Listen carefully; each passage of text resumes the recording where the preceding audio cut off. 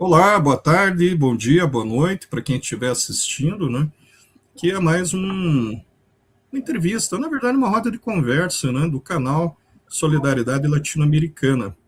A gente tem pautado muitas discussões importantes desde o final, na verdade, da metade do ano passado, uma situação permanente, né? De lutas contra a intervenção imperialista, principalmente dos Estados Unidos e de Trump em vários países, atacando povos, desde a nossa luta contra o genocídio em Gaza e contra o Estado sionista de Netanyahu e Trump, e depois uma escalada permanente contra o Oriente Médio, os povos, depois Irã, e no final de ano a intervenção militar do imperialismo no Caribe, e mais diretamente contra a Venezuela, que resultou no bombardeamento sistemático e numa operação de sequestro do presidente Maduro, né, e da primeira-dama que compõe o governo, a Cília. Então, isso mexeu, obviamente, com a vida de todos, né?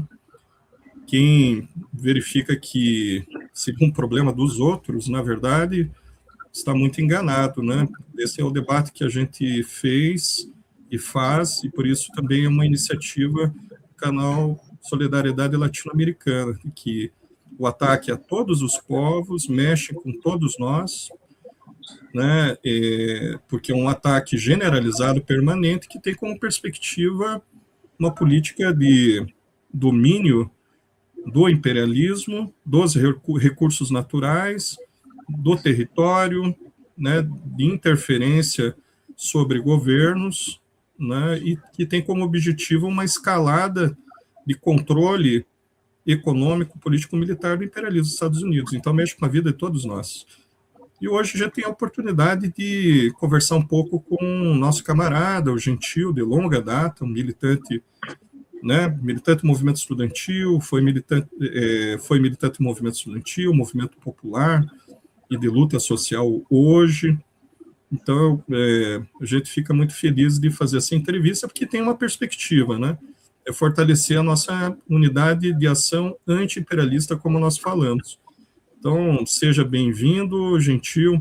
Passo a palavra para você, para que, né, a gente possa fazer uma primeira etapa, que é ver como que você está, né, nesse momento de conjuntura e situação política, vendo a situação que nós enfrentamos e quais são o que fazer, né? Quais são os passos importantes que nós podemos tomar todos juntos nesse processo de luta contra o capitalismo e também contra a ofensiva imperialista. Passo a palavra a você, Gentil. Vocês estão me ouvindo legal? Me vendo também? Eu vou só dar uma aumentada na câmera aqui, depois. Mas assim, eu queria dar primeiramente minha saudação aos companheiros aí que estão nessa tarefa de informar a classe trabalhadora, né? É importante esse papel que que vocês estão cumprindo, porque se a gente fosse depender das mídias da grande imprensa, nós não teríamos essa oportunidade de estarmos aqui reunidos, né, nessa prosa, né? Eu falo que é uma prosa porque não existe nada assim construído no sentido de como do enfrentamento, né? Nós estamos ainda na fase de entender os processos aí, e também na fase de solidariedade aos povos que estão em lutas, né? Essa é o momento que a gente vive hoje, né? E das constatações de uma nova ordem mundial, né? Que quebrando uma ordem que tinha sido colocada, né? A partir da Segunda Guerra Mundial, onde que foi feito com uma reunião aí das potências pós-guerra, com Roosevelt, Stalin e Churchill dividindo o nosso mundo, né? Então, a gente agora estamos vivendo uma uma disputa, né, geopolítica e econômica que a gente tem que ver como que nós, da classe trabalhadora, podemos estar interferindo nesse processo, né? Acho que pensar assim que os partidos de esquerda ou os partidos comunistas, a unidade dos trabalhadores naquele momento estava, eu acho que, na minha avaliação, né, estava muito mais fortalecida do que nesse exato momento. Eu não sei se vocês concordam com isso, mas é o que eu acho, que penso que nós tínhamos até um poder de interferência maior nesse processo de luta geopolítica. Então, qual a utilização das armas, né? Eu acho que a disputa não deixa de ser uma disputa econômica, né? Acima de tudo, né? Porque que envolve muito dinheiro, muitas corporações e os Estados Unidos com o seu poder bélico e militar interferindo no mundo, né? O que acontece? Então, essas ocupações de destruição genocida de Gaza e por Israel e a retomada da construção de Gaza, a disputa também dos Estados Unidos com a proposta de anexar a Groenlândia, de comprar, ou seja, da Groenlândia ficar para eles, e outras propostas aí que tem no sentido de ter um domínio econômico, domínio daquilo que sustenta o capital, né? As reservas minerais, a disputa pela terra, pela água e pelas reservas minerais, né? E, por exemplo, que a gente pode ver em Gaza é a reconstrução de Gaza. E quem que vai ser responsável pela reconstrução de Gaza? As grandes corporações, fábrica de cimento, ferro, alumínio, tudo isso que vai para lá e transformar aquilo num outro espaço de acúmulo de riqueza, né? Então, não, a riqueza não para o povo da faixa de Gaza, não para esse povo, mas um povo acúmulo para as grandes potências, né? Que é os Estados Unidos que vai, e grandes corporações que vão ganhar com isso, né? É uma lógica do capital, né? Destrói as forças para reconstruir de novo e para dar uma produção enorme de mercadoria, tem que queimar as mercadorias, destruir para construir. Nessa rotatividade, né, das forças produtivas, destrói todas as forças produtivas e aí consegue retomar para chegar num patamar mais alto. Isso é o que está acontecendo, né? E aí interfere em todo mundo, né? Então, estou falando do ponto de vista dos Estados Unidos, a intencionalidade dele. A intencionalidade da China nesse sentido, no sentido de galgar um espaço econômico, político e também trabalhar na perspectiva de construção ser um país, entendeu, que está crescendo enormemente, entendeu, com o seu PIB chegando cada vez sendo mais alto e quer vender mercadoria para o mundo todo, né? Mas não está só nisso, na questão da mercadoria, de conseguir outros espaços comerciais no mundo todo, mas é também uma disputa ideológica, né? Que está colocada aí de um outro mundo, uma outra forma de trabalhar, né? Então, a gente, de certa forma, estamos conhecendo a China melhor agora, né? E eu acho que essa disputa também geopolítica para nós é bem interessante de analisar e a gente discutir qual o papel dos trabalhadores, das trabalhadoras, da unidade e como que a gente vai ficar nisso, né? Espero que não sobre para nós a fome, a violência e a barbárie, né? O que agora está acontecendo. Espero que não seja isso. que a gente possa ter um poder organizativo de enfrentar esse momento, né, que vive a nossa sociedade, né, e que a gente não tem formulações ainda sobre isso, mas o que a gente está percebendo que é aquela velha constatação, né, ou é socialismo ou é barbárie. Se nós não tiver o poder de inserção, de poder mudar o rumo que está sendo colocado, a gente caminha por uma barbárie, né? Onde que vai uma destruição da democracia, uma destruição cada vez mais de empregos, seja a classe trabalhadora que vai pagar com tudo isso, né? Então, nesse sentido que eu acho que a gente tem que buscar, não sei se eu já estou me antecipando as constatações, mas essas iniciativas que estão sendo colocadas aqui, que a gente está participando agora, é uma forma da gente buscar uma unidade, né, no campo aí, com os trabalhadores, né, que são anti-imperialistas, né, da gente buscar essa forma da gente chegar a uma construção de um mundo novo, né? Ou pelo menos, mundo novo significa que a gente tenha poder para interferir nesse processo. Um pouco é isso, né? Depois a gente vai aprofundando mais nesse debate. E só para situar, né, as pessoas que estão aqui, eu sou Gentil Couto Vieira, me formei em agronomia pela Universidade Federal do Paraná, no ano de 2002, participei do movimento estudantil, fui dirigente do DCE da Universidade Federal do Paraná, né?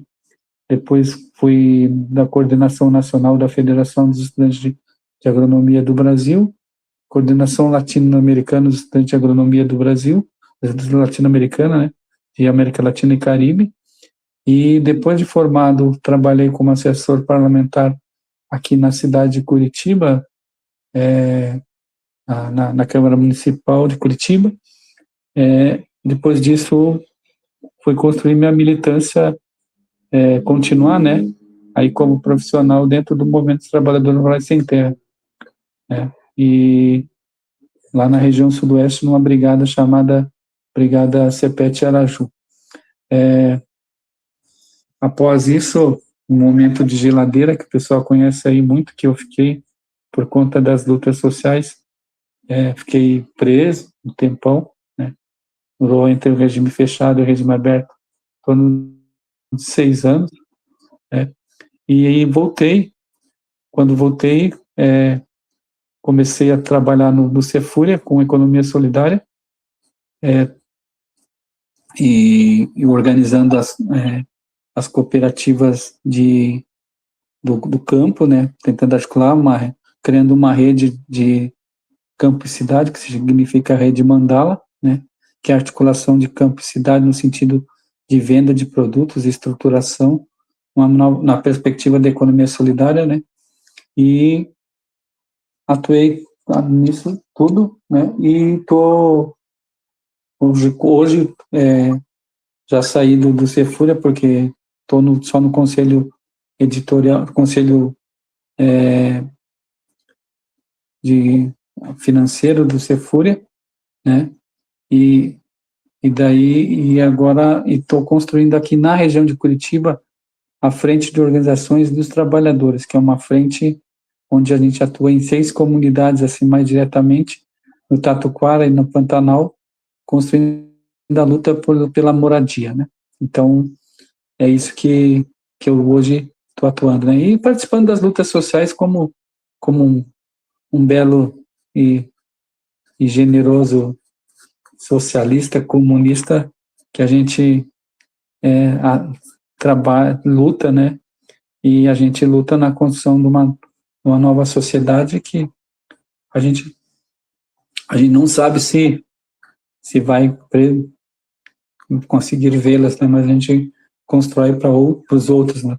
Para a geração que vem, que nos sucedem, né? Então, e aí, assim, só colocar um pouco para vocês que quando da minha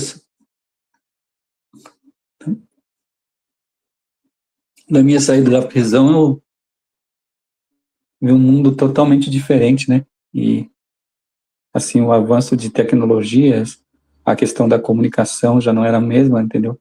Muito colocado pelas redes sociais hoje, que dominam aqui aí, então acho que, e assim, alguns debates mais de caráter identitários, que eu percebi, muito menos caráter de classe, não que isso não seja importante, né, mas acho que é isso que eu percebi, entendeu?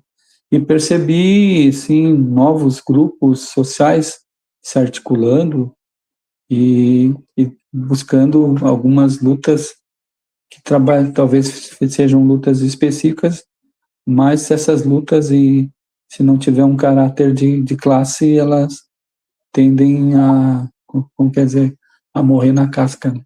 Então, um pouco disso.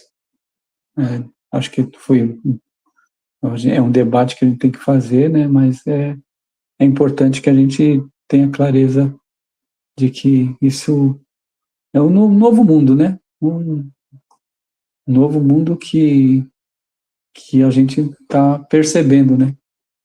Que as leituras que a gente fez nesse período da prisão ajudam a gente a entender um pouco, né? Mas que no dia a dia ele é muito estranho. É isso. Então, né, tem essa, né, abordagem, né, geral que o Gentil falou, comentando um pouco sobre, né, a análise sobre a situação, né, também da sua militância nesse cenário. Daí gostaria de convidar um camarada, né, para continuar essa roda de conversa, né? Quem gostaria de começar com as perguntas? A gente pode, inclusive, alternar, não precisa ser as duas de uma vez só. Eu vou passar a palavra para o professor Cipriano, que é do movimento Grito de Luta na Educação, né, que se organiza no campo da oposição e também das iniciativas em defesa da escola pública, e também do MFSR, Movimento da Frente Socialista Revolucionária Nacional, e aqui no Paraná. Cipriano, com a palavra. Então, eu gostaria de iniciar essas questões contigo a partir do contexto, né, que já foi explicitado, apontando que as nações da periferia do capitalismo, né, e por ser dependente, caracterizam-se por uma inserção subordinada na divisão internacional do trabalho, baseada na exportação, né, de produtos primários, sem o desenvolvimento da tecnologia, e governos, né, que atendem aos interesses do capitalismo internacional. Eu gostaria que tu refletisse sobre isso, ajudasse a situar essas questões, trazendo para nós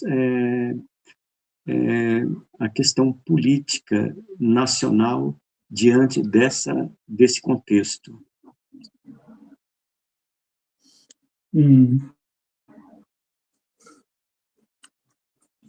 Tem outra pergunta que daí a gente vai respondendo e debatendo que a gente já vai conversando. Acho que a ideia aqui não é que a gente possa falar, eu só estar falando, mas a gente possa construir algo conjuntamente, né?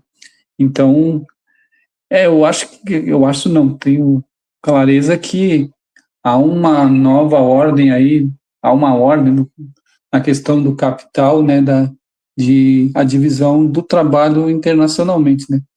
Ao Brasil cabe o seu modelo, ser o que sempre foi, né, um país agroexportador, né, que a gente tem dificuldade e não nos dá um patamar de debate ou da gente sair dessa ordem que nos foi colocada em alguns outros países.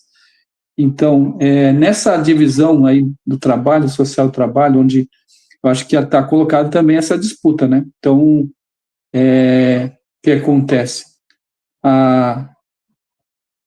Vamos dar o exemplo da China. A China está disputando o mercado, disputando de ser na ordem da divisão social do trabalho, não só de fornecimento de matéria, mão de obra ou tudo, mas ela está disputando as grandes tecnologias, né? E tem domínio sobre isso, né?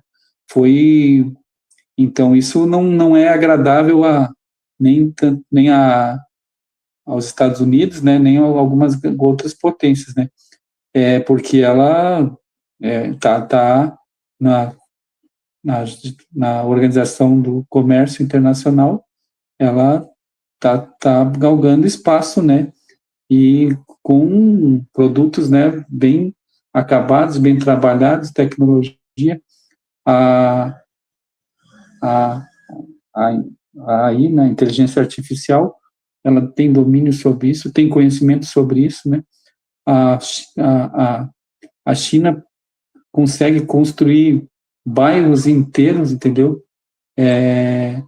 Em cerca de 3, 4 meses, com tecnologias na construção civil, tecnologias grandes, entendeu? Então, acho que também está colocado. Então, o que a gente vê, a disputa geopolítica a nível internacional é isso, né? Uma disputa da hegemonia do pensamento, então, né? Uma disputa econômica, que é pelas novas tecnologias e pelo acúmulo de riqueza e construção, e também uma disputa do ponto de vista militar, né? Porque a gente vê aí os Estados Unidos mostra para o mundo esse poderio militar, né? Acho que o fornecimento também de armas para a Ucrânia, né? Também ali está colocado a própria Rússia, colocando que o armamento que utiliza, que não é nem 10% da capacidade de armamentista da Rússia, que está usando na guerra contra a Ucrânia, e isso é um pouco dessa demonstração de forças, né? Militar, né? Então, eu acho que o que nos é reservado para o Brasil, né? Acho que nós temos construímos ao longo do tempo uma boa capacidade de diálogo e de, vamos dizer assim, não sei se isso é de diplomacia, né? O Brasil, onde tem algum conflito para consertar, ele tá ali, né? E essa capacidade diplomática. Eu acho que no cenário da economia não muda muito, porque apesar o modelo agroexportador em que o nosso questão da balança comercial que justifica os recursos dados para o agronegócio, né? E com isso e também alguns processos de privatizações que interferem na questão da energética, né? E nós não saímos muito disso, né? Então, eu vejo assim com um tanto quanto difícil a gente sair desse modelo que há 500 anos nos foi dado de agroexportação. Aí teria, a gente sair disso, eu acho que teria que fazer algo muito mais profundo que só precisa fazer uma reforma na educação, uma reforma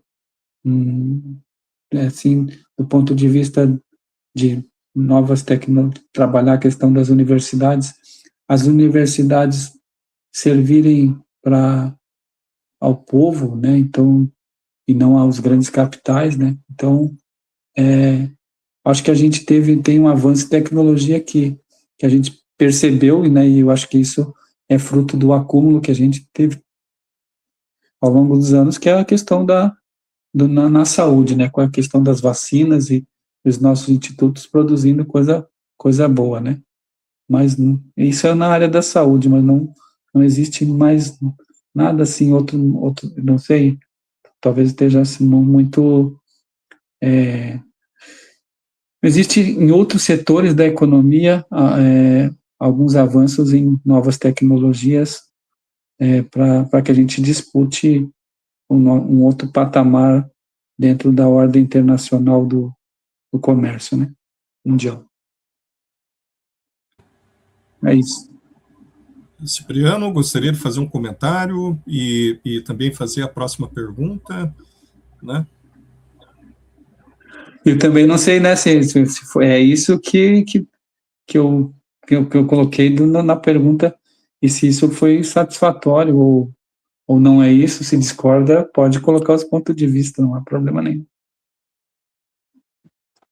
O que temos para comentar é que toda essa lógica de dominação das nações da periferia e por ser dependente do capitalismo internacional, na sua forma imperialista, eles traçam nessa lógica a busca pela acumulação capitalista permanente.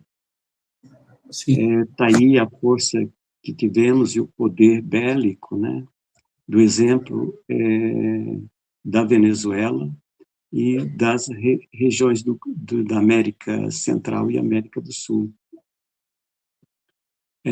O que temos que levar em consideração na reflexão é esse potencial, esse poder de dominação do imperialismo sobre as nações, né, da periferia capitalista.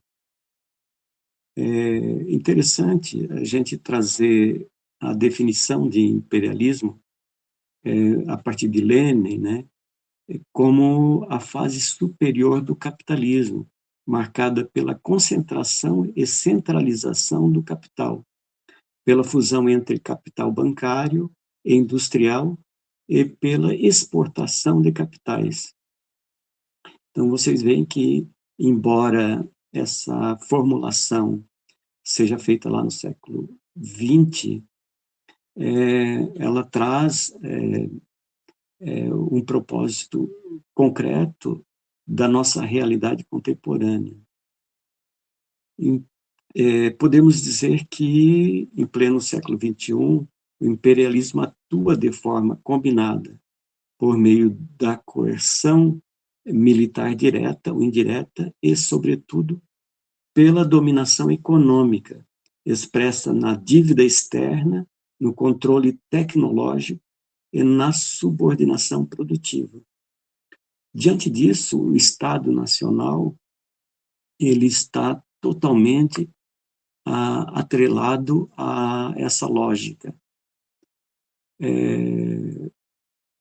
Vocês veem, por exemplo, no caso da Venezuela, que a sua presidenta atual ela está sob um revólver na sua cabeça, que não tem outra saída a não ser seguir as orientações do imperialismo. E depois, mais tarde, a gente vai discutir essas lutas, né,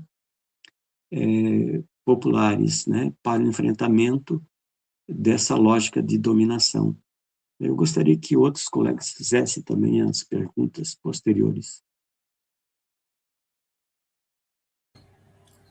Então, estamos na nossa rodada. O Sandro gostaria de fazer a pergunta, Juarez.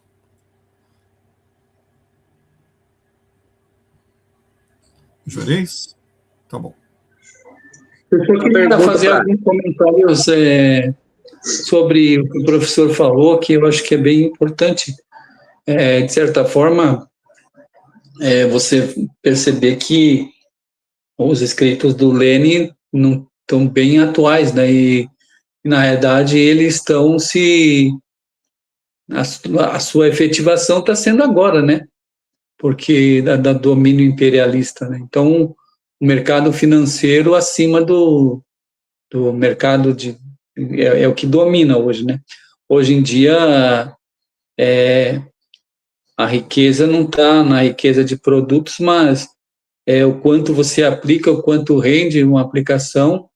Então, tem certos países que hoje, muito mais do que antes, né, são países são países cassinos, né, onde os grandes investidores apostam nisso e outros países que são países que funcionam como bancos, né, onde as grandes corporações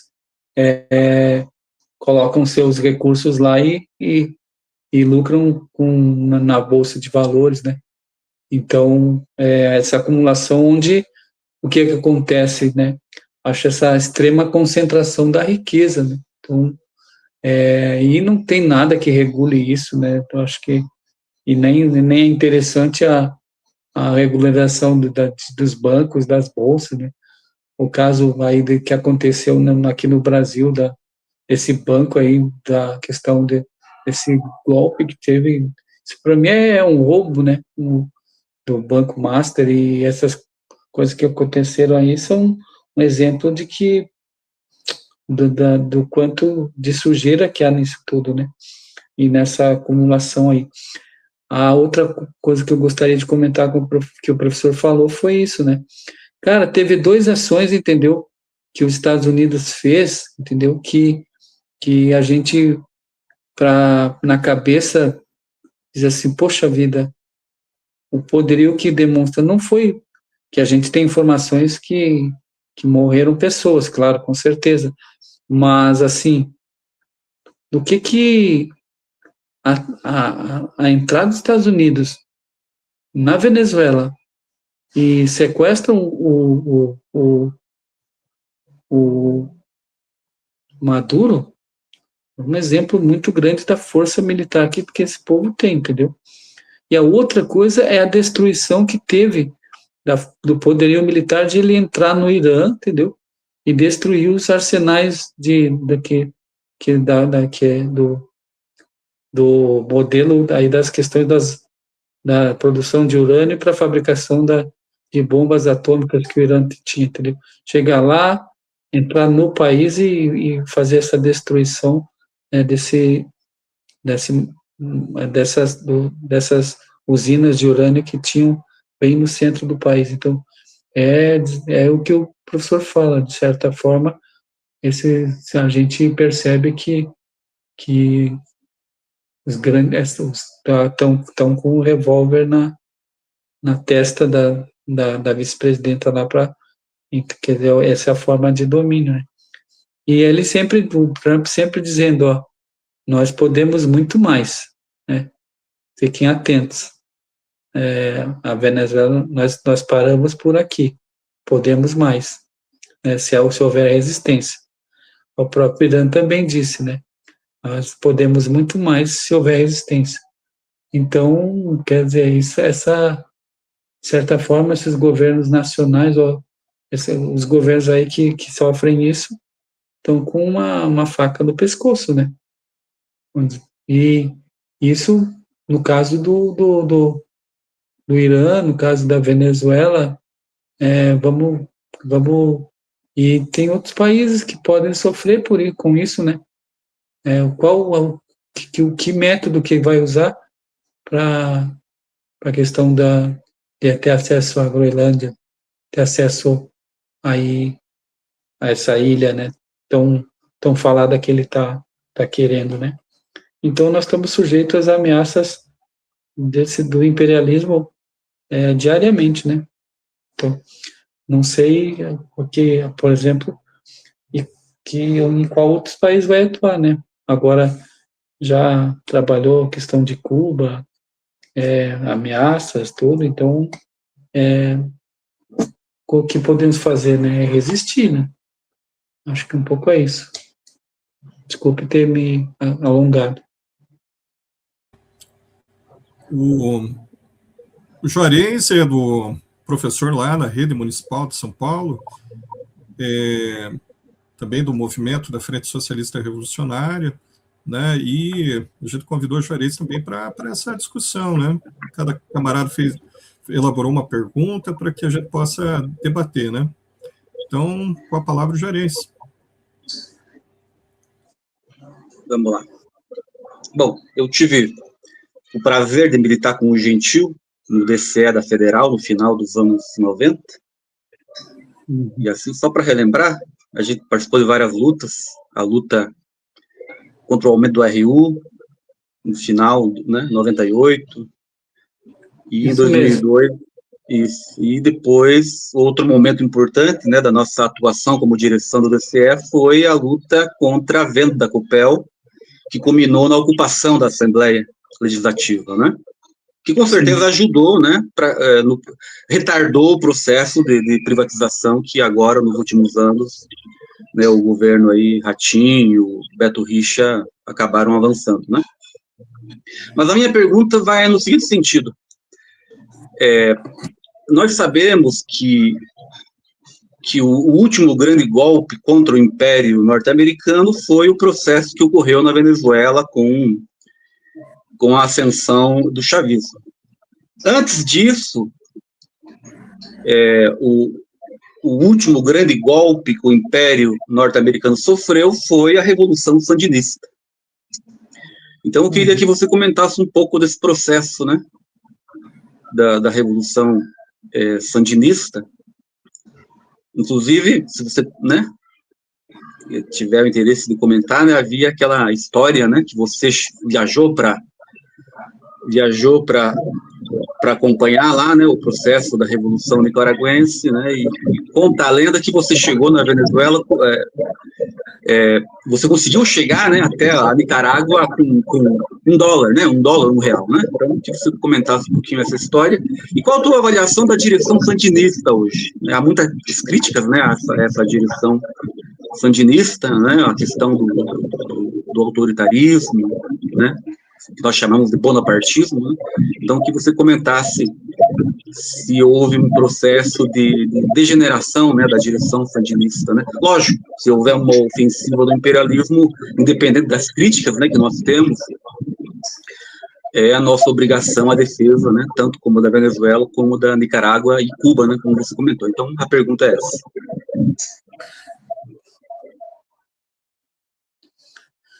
Deixa eu... Então, eu estava esses dias indo na universidade, passo por lá pela Universidade Federal, e aí eu cheguei lá e perguntei. O preço do RU hoje é 1,30. E está 1,30 graças à nossa luta que foi lá em 98, né? O Chan lembra, o Juarez lembra.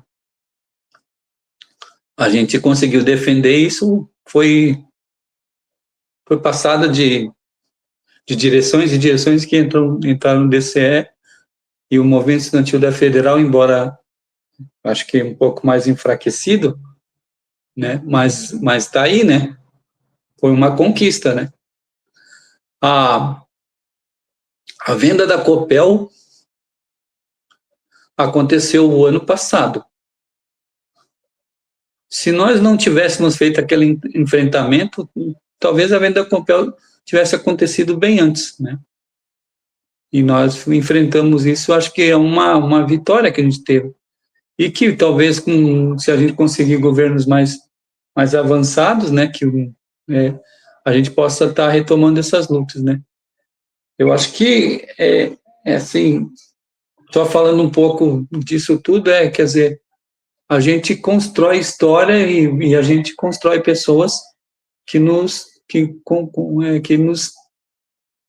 seguem a nossa luz e seguem o nosso caminho, né? Eu acho que é um processo de construção, né? De uma alternativa, né? E que está colocada aí para nós, né? na Nicarágua, eu vi algumas coisas e não estou acompanhando mais a Nicarágua, mas assim, o processo da Revolução Sandinista foi muito, muito rico, sabe? Eu tive lá em 94, né, e eu vi um pouco do que aconteceu na Nicarágua, né? Eu acho que, assim, foi uma revolução, foi vitoriosa, né? E nessa relação do campo, da cidade, das mobilizações que tinham nas universidades, principalmente eu tive na UNAM, né? Onde os estudantes ainda se continuam organizados. Tem estudantes hoje que estavam naquele momento, participavam dos núcleos da frente sandinista. E, assim, o que houve na Nicarágua, processo um pouco de derrota, foi a questão que aconteceu, claro, mas aí a gente tem que entender um pouco, foi um pouco da obrigação da juventude adentrar no exército, foi obrigatório isso, por conta da defesa da revolução. E isso a Violeta Chamorro, que foi a próxima, colocou isso como um processo de chamar as mães dessa juventude, entendeu? Que estavam... E foi um processo também com intervenção, com recursos dos Estados Unidos, com dinheiro, com propaganda, então veio capital internacional para a campanha da Violeta Chamorro. Mas conversando com lideranças nicaragüenses na época, né, que tinham perdido a eleição, disseram, não, nós nos colocamos para a questão da paz e também a não entregaram as armas, né, e partiram para um processo institucional eleitoral, né. Eu acho que foi, então, acho que é a avaliação deles, né, a avaliação de que esse era o momento, né. E acho que a Marta Hanacker tem muita coisa sobre a Nicarágua, muita coisa escrita. Eu acho que... mas os lideranças falaram, se nós, da Frente Sandinista, quisermos voltar a um processo revolucionário, eles têm uma coisa que é muito importante. Ele tem os domínios, tinha os domínios naquela época, né? Hoje eu não sei como está, de todos os meios de comunicação, jornais, tudo, que poderiam estar colocado a serviço da luta revolucionária, luta armada, né? Eu acho, assim, então, todo o processo de construção revolucionária tem um elemento, né, que é a questão de como que as forças se organizam dentro do país, né? E isso é um processo muito... Não existe uma cartilha para isso, né? Então, embora o objetivo seja o mesmo, a luta pelo socialismo em Cuba não é a mesma luta pelo socialismo que acontece dentro da Nicarágua ou que acontece dentro da Bolívia, o processo da Venezuela, né, do chavismo.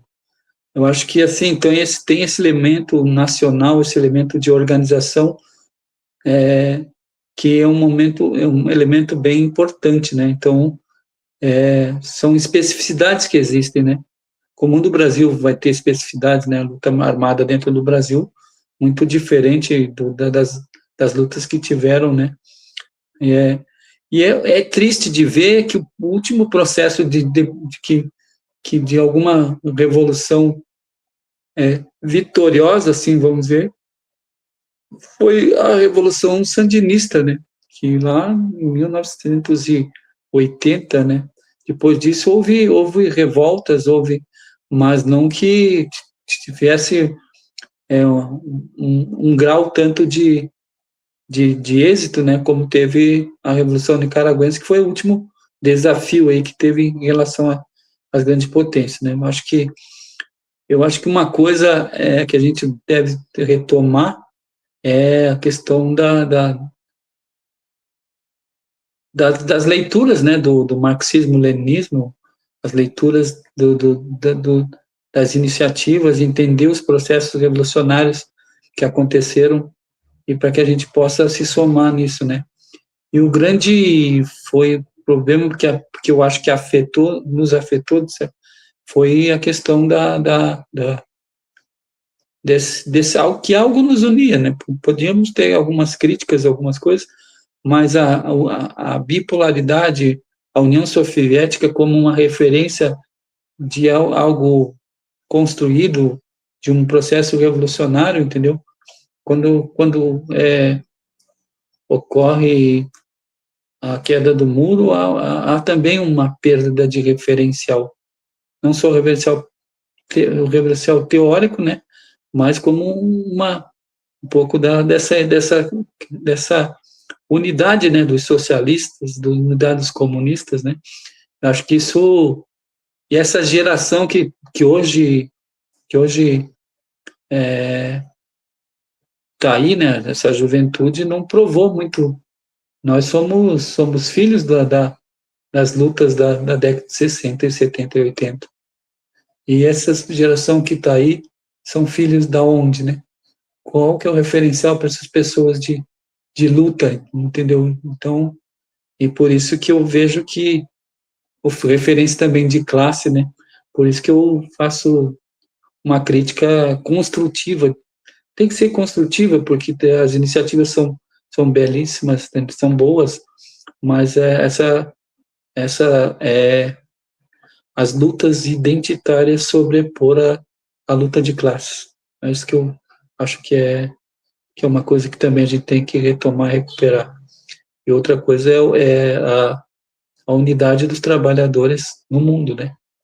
Acho que a gente tem que começar a construir formas, né, mais unitárias de unir a classe operária, a classe trabalhadora, para impulsionar, né, outros processos revolucionários com suas formas em outros países. Em relação à questão da Nicarágua, eu não me atrevo de certa forma, a fazer uma análise, porque eu não tenho elementos para isso muito concretos, né? Mas eu acho que a gente tem que respeitar a história, né, que foi construída pelos sandinistas, né, e eu acho que se a gente tem que construir um grande polo internacional de resistência, sabe, e que eu não tenho dúvida alguma que a Nicarágua vai estar aí, né. Acho que aqui foi na década nos anos 2000 aí a gente tinha até alguma construção do embrião, né, do marco que estava colocado na relação da Nicarágua, na relação de Cuba, na relação com a Bolívia e com a Venezuela, né. Eu acho que a gente era um polo aglutinador que merecia muito mais atenção e que em certos momentos até mesmo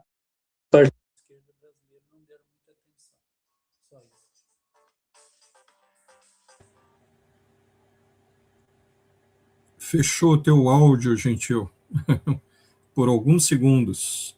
Não sei se foi a internet. Parece que congelou, né? Vamos aguardar um pouquinho. Opa, congelou 10 segundos, Gentil. Acho que foi a internet. Tá bom. Foi uma ligação que teve aqui que eu tive que desligar.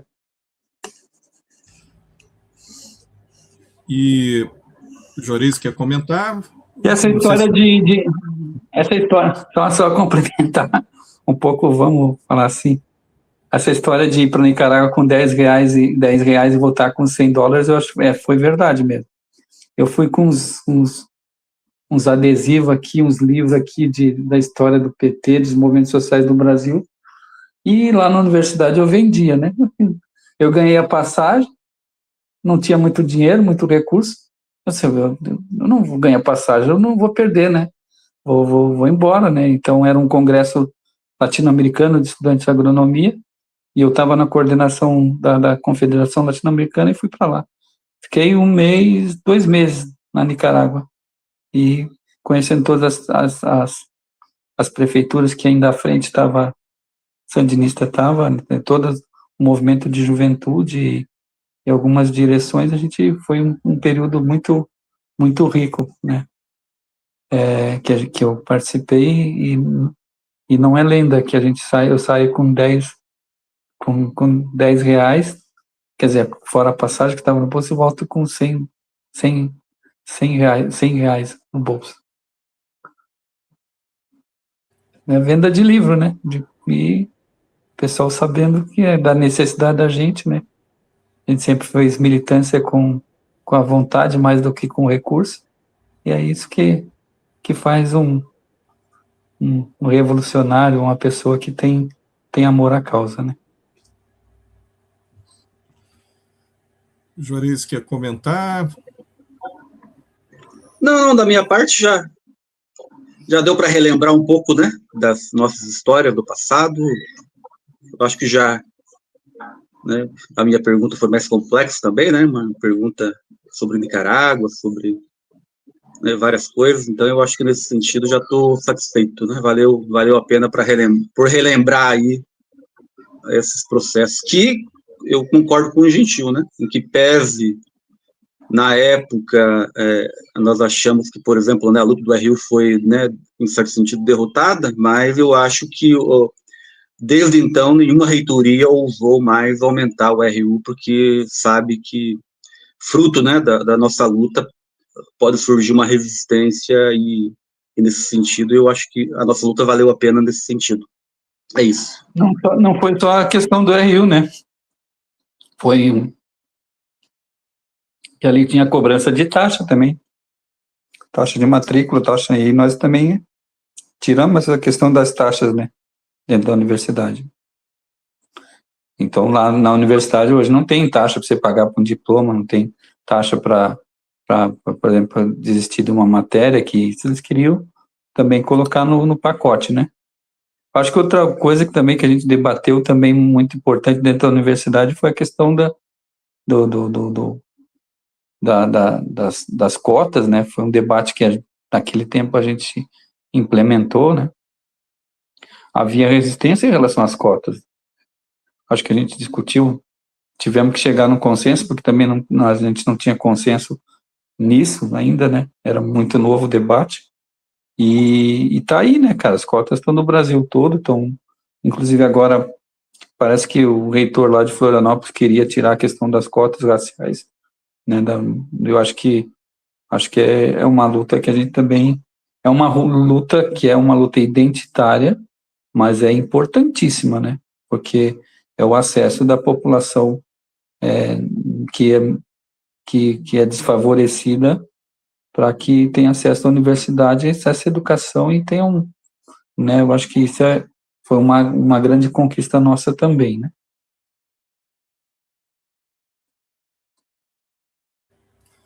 E uma coisa que nós temos que resgatar, né, no debate histórico, né, porque eu acompanhei rapidamente, isso é um tema para a gente discutir, importante, das lutas na universidade. Porque toda a história da luta estudantil das conquistas, né, foi colocado tudo na conta de um reitor. Eu vi um livro, o movimento estudantil ele some. Parece que foi a gestão e a administração que fez tudo, né? É interessante a gente tomar uma iniciativa quando puder, né? O movimento social, o movimento estudantil, contar a sua história, né? Eu vou passar a palavra para o Sandro, também do movimento da Frente Socialista Revolucionária Nacional e Paraná, para também fazer a discussão, a pergunta, para a gente fazer a nossa roda de conversa. Com a palavra, o Sandro. Obrigado pelo convite, né? Embora seja parte do canal da sua Mas quero agradecer a presença do Gentil, sem dúvida nenhuma. Uma história militante fantástica. Bem, Gentil, vou entrar mais no campo de polêmica mesmo, né? Vai lá. Porque a gente cresce com elas, né? Contanto que seja feita, a polêmica seja feita de forma fraterna, né? É sobre a questão da crise da ordem mundial, né? E você coloca, você usou a expressão nova ordem, mas, enfim, vamos ficar com crise da ordem, né, de hegemonia norte-americana, pelo menos uma crise. E você também apontou, né, a existência de uma nova polarização, e que essa polarização não se dava apenas no plano econômico, né? Também era uma polarização que tem, né, é uma polarização que tem, envolve uma disputa ideológica, né? Você sabe que a China é objeto de polêmica dentro da esquerda brasileira, pelo menos, mas mundial também, né? Mesmo dentro do maoísmo, ela é objeto de polêmica. Okay? Então, pergunto a vocês, para você, a China pode ser caracterizada como um novo imperialismo? Você acha que nessa crise da ordem mundial existe um novo campo, né? Um novo campo aliado? Você acha que os movimentos devem tomar uma posição, um partido nessa disputa pela nova ordem mundial? É isso.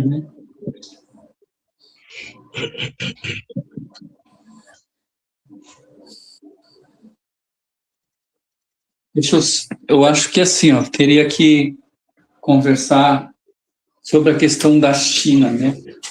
Eu acho que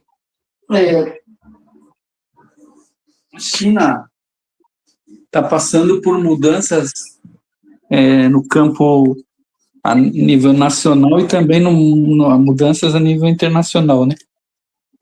Porque antes a China não se colocava, quem vê a China dos anos 20 até o ano, não se colocava enquanto uma potência estratégica, né? E não se abria muito para o mundo, né? Isso, mas agora nos últimos tempos, eu acho que talvez ela se coloca, entendeu, como uma alternativa ao modelo norte-americano. Não digo ao imperialismo, não acho que não sei se chega a tanto, né? Mas ela é uma alternativa como tentando, né, se firmar como um polo de referência, né? Se vai ser um polo para manter a ordem econômica internacional sem rupturas, né? Eu não tenho essa certeza. Mas também eu não tenho certeza que não possa ser, né? Então, acho que vale muito mais nós estudarmos a China com mais cautela e muito mais qualidade, né? Então, como ela se desenvolveu, quais são as forças que hoje detêm o controle ideológico, assim, vamos dizer, a hegemonia dentro da China hoje, né? Eu acho que a gente tem que ver quais são as perspectivas da China de futuro. Talvez tenha uma perspectiva econômica, entendeu? Que é a questão de se colocar indo como um polo de referência para o mundo, né? E para ganhar novos mercados, que isso tá certo, está dentro da ordem econômica mundial. Mas, assim, a gente não sabe o que esperar da China nos próximos anos, né? Então, acho que se ela segue uma tradição comunista, né, se o debate lá do Partido Comunista Chinês, eu não tenho muita clareza do que está colocado hoje, mas, assim, eu acho que é um país que tem uma formação histórica, né, que eu acho que a gente precisa acompanhar melhor. Há muitos... O MST fez muitas idas para a China, vendo a questão da agricultura, como se desenvolve, as novas tecnologias dentro da agricultura, a produção da China, né? Acho que é um mercado de consumo, mas também um mercado exportador. Eu acho que, então, eu não posso dizer assim, ó, é anti-imperialista a China. Não dá para afirmar isso, né? Mas também não dá para afirmar que ela se coloca na ordem social, né? Hoje, quer dizer, será que ela só quer uma mudança de posição, onde que ela está e que é um lugar no mapa mundi, vamos dizer assim. Quem sabe aqui lembra do jogo do War, né? Lá que a gente tinha as pecinhas e que tinha exército e que anexava o país. Quem jogou War sabe. Então, quer dizer, será que durava uma eternidade, não acabava nunca. Sim, mas é isso, né? E essa disputa também não acaba nunca, não é? O jogo da vida também é assim, né? Então, quer dizer, então acho que é um pouco isso, né? Eu quero o meu espaço nesse jogo de War, né? Que eu agora tenho condições de tê-lo. Tenho poderio militar, tenho tecnologia, tenho um país que compra, que vende, que tem lugar no mundo. Então, quer dizer, a ordem que me foi colocada, assim, não me interessa mais. Essa é uma análise que provavelmente o governo e os chineses têm, né? E tem que ver até onde vão as mudanças, né? E até onde, dentro do próprio Partido Comunista Chinês, o setor mais, vamos dizer assim, mais avançado, mais revolucionário, possa interferir para que não fique só nisso, né? Mas só eu acho que só essa posicionamento ou essa investida chinesa, entendeu? Já reforma, eu acho que já é um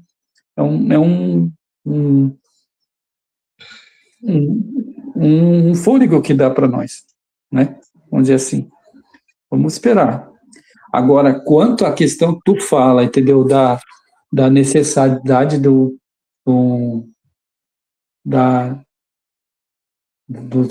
partido ou de algo que agrede os trabalhadores, eu acho que eu tenho pleno acordo com isso, sabe? Eu acho que nós devíamos, por isso, incentivar os movimentos de solidariedade, as frentes de luta, incentivar todas as formas com que haja unidade, entendeu? E que a gente seja colocado e unido pelas nossas igualdades, não pelas nossas diferenças, né? Existe dentro do movimento operário, o movimento da classe trabalhadora, movimentos e partidos que fazem sua autoconstrução, entendeu? Hoje, quer dizer, eu vou te falar assim, não existe hoje uma paróquia que se salve, entendeu? E, falando a palavra paróquia, questão as lutas paroquiais, entendeu? De autoconstrução. Acho que esse não é mais o momento, sabe? E não é sob o risco de nós perder lutas muito maiores, sabe?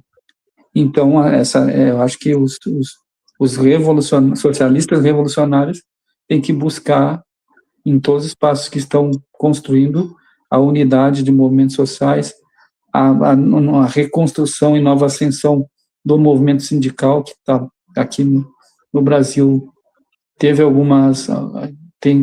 algumas iniciativas, mas que estão muito focadas na luta salarial, na luta, como diz o Lenin, na luta, não é na luta política, mas na luta salarial ou reivindicatória, né? Eu acho que a gente tem que construir isso, né? E é tarefa nossa, né? Então, de construção disso.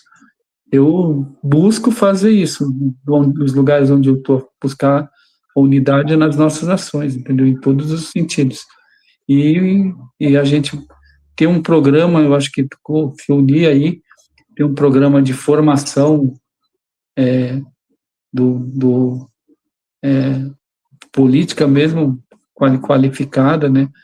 E isso que não fique só apenas numa organização, mas em todas, porque tem organizações hoje que fazem os cursos de formação política no sentido de trazer pessoas para o seu movimento, né? Eu acho que não é esse o sentido.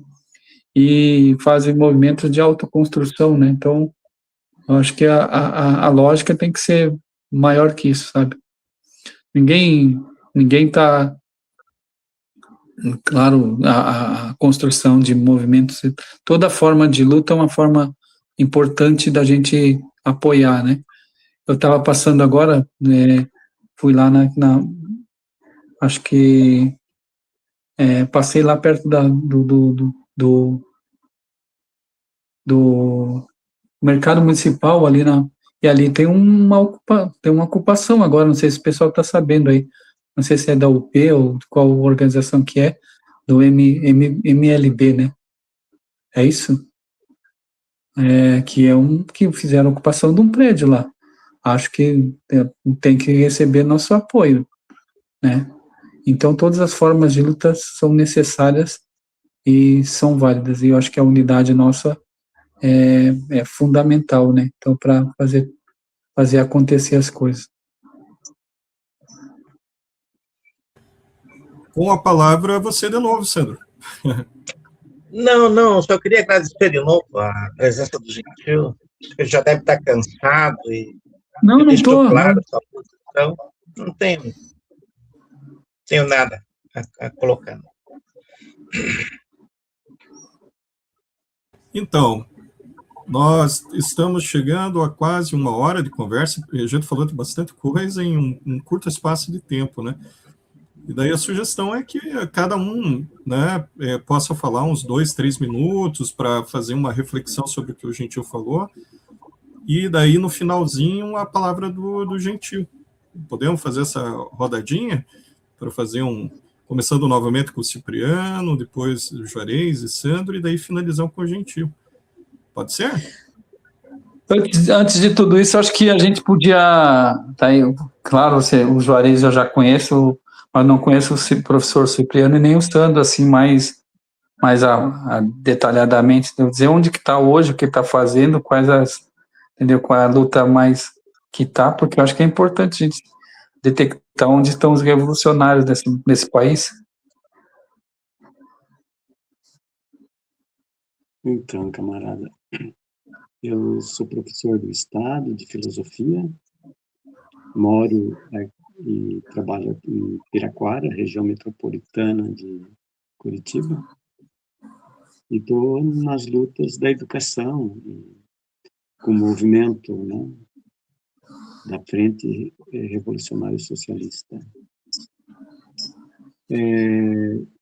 Falando das questões das lutas anti-imperialista contemporânea, exigem a articulação entre soberania nacional e soberania popular.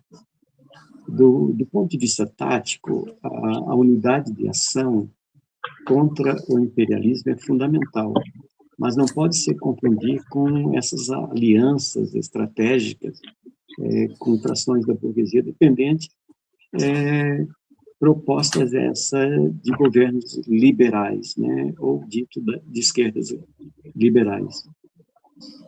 Isso porque a frente anti-imperialista deve estar enraizada na classe trabalhadora, nos movimentos populares e camponês, indígena e na juventude. Do ponto de vista estratégico, a superação da dependência econômica e tecnológica é condição indispensável para qualquer projeto de desenvolvimento soberano. O internacionalismo constitui dimensão central dessa luta, uma vez que o imperialismo opera em escala global. Como afirmava Marx, né, a emancipação dos trabalhadores deve ser obra dos próprios trabalhadores em cada país e internacionalmente. Por fim, as lutas anti-imperialistas nas nações da periferia e dependentes do capitalismo expressam a contradição central do próprio capitalismo contemporâneo, porque não há soberania nacional efetiva sem enfrentamento da dependência estrutural, nem democracia real sem protagonismo popular. Portanto, a superação do imperialismo exige de nós a organização política, consciência de classe, integração regional solidária e a construção de um projeto histórico alternativo ao capitalismo imperialista, orientado pela autodeterminação dos povos e pela justiça social. Valeu, é isso mesmo. Juarez? Bom, não só, então, para encerrar, né, agradecer aí a presença do Gentil, né, por essa conversa.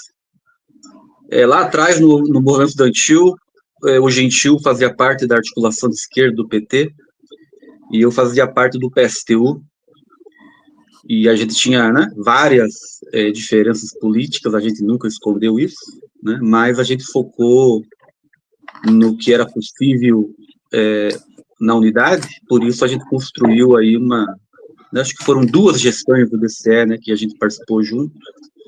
Então, eu acho que aquilo foi um exemplo de que, apesar das diferenças, a gente pode se unir e fazer o movimento, né, estudantil, o movimento social avançar.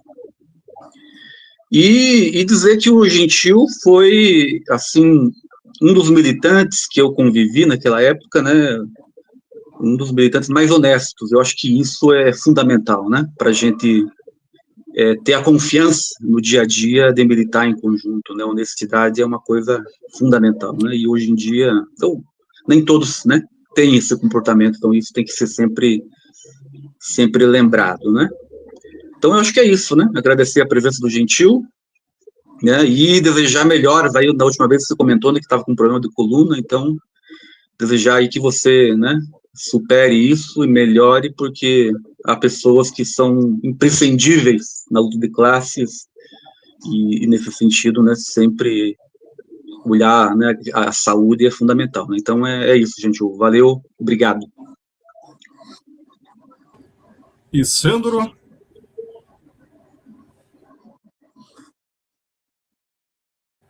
Teu áudio fechou, Sandro. Sandro, teu áudio. Olá, conheço você, assim, encontrei com você esporadicamente, né? Aí pela luta, e eu sou professor de História Econômica e Economia Política na UTFPR, né? Fui lá atrás militante da Convergência Socialista durante um bom tempo, peguei um pouquinho o PSTU, e praticamente estou voltando a me organizar um pouco mais agora no movimento da Frente do Socialismo Revolucionário, né? Eu concordo com boa parte do que você disse. Eu acho que a crise, né, geral, né, que atravessa o capitalismo, e essa ofensiva desse capitalismo voraz sobre a classe trabalhadora, sobre o trabalho, não deixa mais muita abertura, né, ou expectativa de uma política de redistribuição de renda ou de mitigação, né, da exploração do trabalho. Isso tudo é bobagem, na minha opinião. Acho que o capitalismo está esgotando as suas capacidades se não esgotou já, sua capacidade de realizar concessões. Ao mesmo tempo também que ele vem, paralelo a isso, vem demonstrando fraqueza em relação às suas políticas de contenção, né? De contenção da luta de classe. Então, isso tem um saldo entre muitos, né? Muitos defeitos. Tem um deles, que é a aproximação dos revolucionários, né, através da ação, né? Então, esse é o sentido desse canal, esse é o sentido do movimento pela frente do socialismo revolucionário, certo? É abrir diálogo, né, um movimento que tem militantes, tem correntes organizadas, é abrir diálogo, certo? Ter um acordo mínimo, certo? Um consenso construído e debatido, e uma ação unificada, né? Eu acho que esse espírito eu encontrei na sua fala hoje. Tá? Obrigado, Gentil, pela presença e pela contribuição. E agora o Juarez, né? O Juarez não, o Gentil. Não, tem que você também falar, rapaz. Ó, eu vou falar bem isso? rapidinho, porque, né, eu fiquei aqui de olho no tecnológico, para não cair no papel da alienação do capital, né? Então eu vou falar também, né? A alienação, a reificação da técnica e não falar. Não, eu achei muito importante, em primeiro lugar, porque, né, é um reencontro. A gente se reencontrou no último ato anti-imperialista e em outras oportunidades, né? Então é um reencontro. Muitas vezes a gente está em outro lugar, numa outra luta, nós aqui da educação, em outro estado, como Juarez, né, que está em São Paulo, mas esse reencontro entre militantes da esquerda socialista tem que ser isso, né? Tem que ser um balanço, uma avaliação, né, política do momento que a gente vive, da luta de classes e da luta anti-imperialista, né? Então nós somos chamados, né? Foi falado muito das gerações, né? Então nós aí que, né, fazemos parte das gerações anteriores, das últimas gerações, a gente tem muito a contribuir nesse espírito que você colocou, Gentil, que é um espírito de construção. A palavra-chave que eu entendi é construção e participação em comum com a luta de classes nesse momento, né? Alguns debates muito importantes que eu acho que a gente tem que aprofundar, né? A questão que você tocou sobre a questão do identitarismo, eu acho que serve de um tema de debate numa próxima oportunidade, mas que está colocado nos movimentos sociais e populares, né? A questão da luta econômica sem estratégia socialista, que é um outro debate muito importante, a questão da formação política, né, que coloca a questão da recuperação do classismo, né, que tem a ver com esse problema do identitarismo, né? Eu estou na minha luta, mas perde a perspectiva do classismo enquanto luta de classe, da classe trabalhadora. Eu acho que foi um ponto importante que a gente tocou e que, né, que serve para a gente, né, retomar as discussões, principalmente podemos ter unidade de ação e formação política em todas as organizações da esquerda socialista sobre a recuperação do classismo, da luta de classe, do anticapitalismo e consequentemente, do tema que a gente abordou aqui, que é o anti-imperialismo. E também agradecer a sua presença. Eu levantei uma série de pontos que praticamente é para a próxima conversa, convidando outros camaradas da luta, né, Gentil? Com certeza. É isso mesmo. Eu acho que, assim, eu queria agradecer de estar nesse espaço e dizer que ele é muito importante. Eu, quando saí da prisão, eu vi muito, assim, um pouco dessa falta de unidade da classe trabalhadora, sabe? Eu acho que isso não dá para a gente não admitir, sabe? Eu acho que a gente tem que fortalecer as organizações políticas, né? Mas nem todas as políticas revolucionárias, e porque tem organizações hoje que própria dentro da esquerda que é só a pedra no meio do caminho, e que não buscam a questão da unidade como um elo de unir todos os socialistas revolucionários, né? Eu acho que isso a gente tem que combater, né?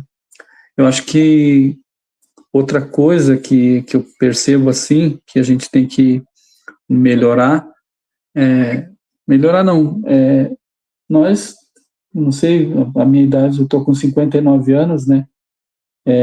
Militei na década de 90 e 2000, no movimento estudantil, e para mim o movimento estudantil era um celeiro de quadros, né? Então, e hoje eu acho que não sei se tem essa mesma função e como chegar na juventude. Esse é um dilema que a gente tem.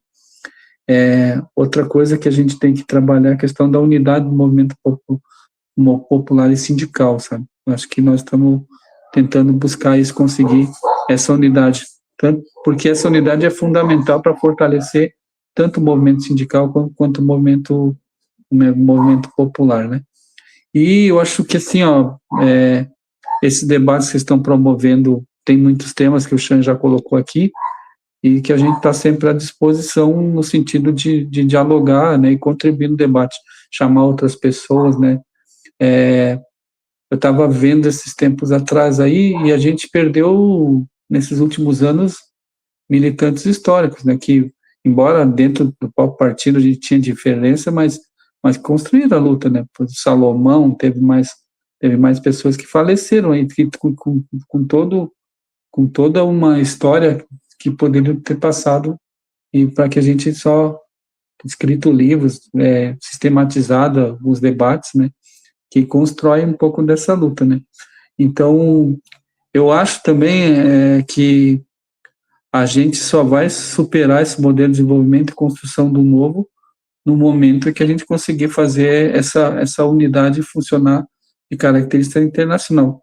E para isso precisa de alguma coisa que são importantes, né, que o professor e o Sandro, o professor colocou aí, que é a questão o internacionalismo, né, tem também a questão aí, que é a questão da internacionalismo proletário, questão da solidariedade entre os comunistas e socialistas, e acho que a formação política é um elemento importante que a gente pode ter unidade nessas questões.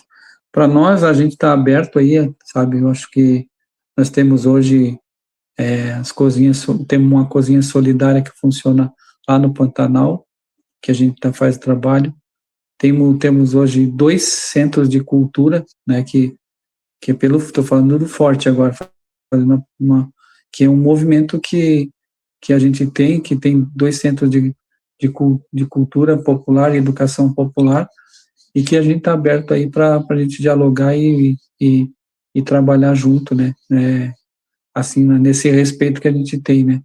Acho que é essa coisa que o Juarez salientou também é importante, a questão da honestidade nos processos, né, porque eu acho que é importante, né, se manter firme na luta e firme na relação que a gente tem com as organizações e com os companheiros e companheiras que militam, né. Então, acho que isso é bem importante. Mas parabenizar, não sei como que está organizado esse espaço aqui de debate, né. Acho que a gente pode fazer algumas iniciativas aí, talvez quem esteja por aqui dentro da UTFPR, dentro da Universidade Federal do Paraná, nos momentos que a gente pode fazer algumas atividades conjuntas de formação, de diálogo, e que a gente envolva essa juventude, né, alguns debates importantes, né. E estamos na luta sempre, né, onde agora eu estou numa outra situação, né, que eu sempre brinco com a minha esposa, né, que eu brinco com ela, eu disse, que estou casado, né, eu disse que na prisão o tempo máximo era 30 anos, né, no casamento não teve bem mais do que isso, ela tirando sarro. Então estamos aí, tem outros claros compromissos com a busca pela sobrevivência, mas isso nada nos impede de estarmos atuando nas lutas sociais aí, e lutas importantes.